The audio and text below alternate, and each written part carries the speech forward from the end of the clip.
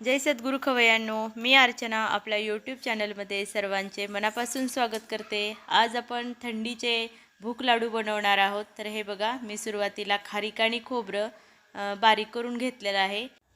यानंतर मी 1 वाटी गूळ घेतलेला आहे। यानंतर मी हा डिंक घेतलेला आहे। हा अगदी तुपात व्यवस्थित तळून घेतलेला आहे। केवढा छान फुलला आहे बघा। यानंतर मी छोटी वाटी बदाम आणि 1 छोटी वाटी काजू घेतलेले आहेत।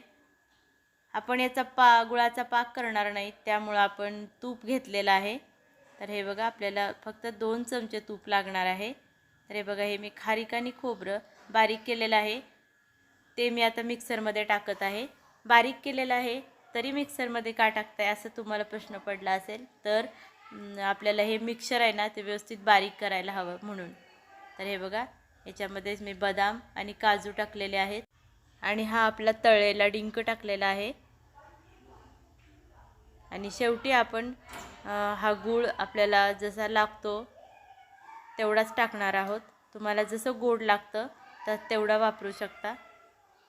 हे बघा, गूळ एकदम खिसायची गरज नाही आहे, कारण आपण मिक्सरलाच लावणार आहोत। असे छोटे छोटे खडे असतील तरी चालेल। हे बघा, आता हे मी सगळं आता मिक्सरला लावणार आहे। या लाडूमध्ये मी खारीक काळी वापरलेली आहे। तर काळी खारीक ही थोडीशी कोरडी असते म्हणून, आणि त्याच्यामध्ये मॉइश्चर कमी असतं। ही खारीक सुरुवातीला बाजारातून आणल्यानंतर फोडून घ्यायची, तिच्यातील बिया काढायच्या आणि थोडे उन्हात वाळवायच्या, आणि मग वाळलेलं खोबरं आणायचं, त्याचे बारीक बारीक तुकडे करायचे आणि हे दोन्ही गिरणीतून दळून आणायचं। तर हे बघा, आमच्याकडे म्हणतात की गिरणीवाल्या ताई म्हणतात की नुसती खारीक गिरणीतून बाहेर येत नाही, तर मग कंपल्सरी खोबरं टाकावं लागतं। तर काही हरकत नाही, आपल्याला खोबरंही लाडूत वापरायचंच असतं, तर ॲट ए टाईम दोन्ही दळून येतं।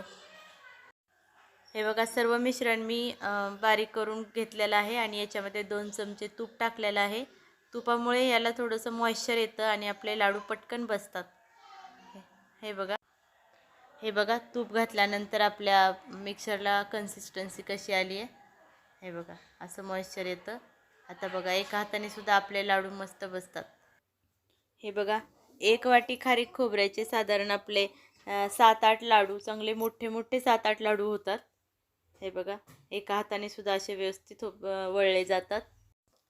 आणि विशेष सांगायचे म्हणजे हे लाडू उपवासाला सुद्धा चालतात। तर दररोज 1 लाडू खाल्ला तर आपण एकदम हेल्दी राहाल।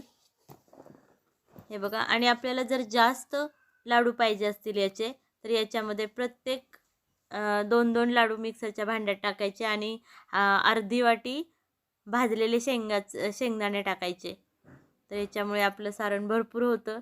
त्याच्या प्रमाणात गूळ टाका बस, आणि आपले लाडू बघा, मी सुद्धा तसंच केलेलं आहे। तर हे बघा, दोन्ही पद्धतीचे आपले लाडू बनवून झालेले आहेत। तर आवडले असतील तर लाईक, शेअर, सबस्क्राईब आणि कमेंट करा। तोपर्यंत बाय।